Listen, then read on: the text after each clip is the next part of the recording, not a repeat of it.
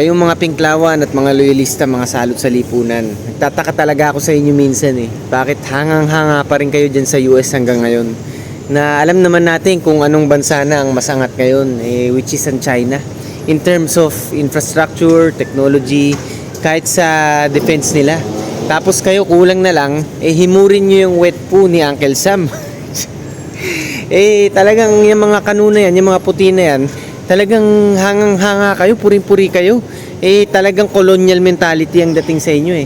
Kaya tuloy binabansagan kayong mga bansa ng Chimay eh. Dahil sa ganyang mga pag-iisip nyo. Diba? Akala nyo superior yung mga Amerikano, mga puti na yan. Samantalang ngayon mas bulok na ang US kaysa sa China. Kahit yung nanay ko, makwento ko sa inyo pumunta dito sa Singapore at yun nga, nakita niya mismo, nagulat siya na talagang mas bulok na ang US ngayon kaysa sa Asia, lalo dito sa Singapore in terms of infrastructure o sa latest technology. Yung public transportation pa lang, kita nyo dun sa US ang bubulok ng mga subway, ang dami nagkalat na mga drug dealers, yung mga namamalimos dun sa labas ng subway system, na marami din mga siraulo. Samantalang sa China, kita nyo, di pa kasi kayo nakapunta talagang latest technology, mapa MRT nila o yung mga robot, di ba? Yung mga nagsiserve sa restaurant, mga robot na rin. Ganyan kasi kayo, colonial mentality kayo, mga loyalista at mga Pinklawan. Sasambahin nyo basta Amerikano. Yun na nga, di himurin nyo na yung mga wet po na mga yan. Gusto nyo, manirahan na kayo dun sa bansa ng mga kano, di ba?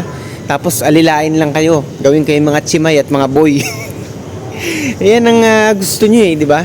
Tapos ayaw nyo na maglilin tayo sa side ng China. Wala namang masama na makipagkaibigan sa lahat di ba?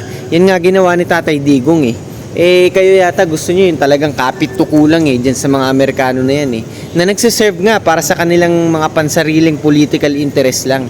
Hindi naman tumutulong yung mga yan nang walang kapalit Kita nyo mula pa nun, di ba? Talagang gusto nila yung magpuputap ng mga military bases sa atin. Di ba? Akala nyo ba basta-basta yun? Tulonggis ba yung mga yun? Kahit nga yung gera sa Iran ngayon dyan mga paranoid yung mga yan na wala naman talagang threat sa kanila na nuclear, pero yan, nag-i-imagine, nag-hallucinate na. Yan ang ginagawa ng administrasyon ngayon dun sa Amerika. Tapos kayo, puring-puri kayo. Nagtataka pa kayo, ba't tumataas ang mga bilihin at gas ngayon, samantalang gawa nga ng Amerika yan? Kaya kayo, bago kayo mang-bash sa mga DDS na pro-China, isipin nyo muna kung ano ba talagang nangyayari ngayon sa bansa natin at sa pandaigdigang usapin Kulang na lang talaga i-idolize nyo yung mga politiko nyo, yung mga kapit tuko dyan sa US. At yan nga, kita nyo, bumabagsak na din yung mga investments natin galing sa China. Nakakatulong sana yan sa income natin, sa dagdag trabaho para sa mga Pilipino. Pero inaasar nyo pa yung China, yan ang nangyayari ngayon. Bilib na bilib kayo sa bulok na administrasyong to. Mabulok din kayo, pare-parehas kayong maghirap dyan, yan ang masasabi ko sa inyo.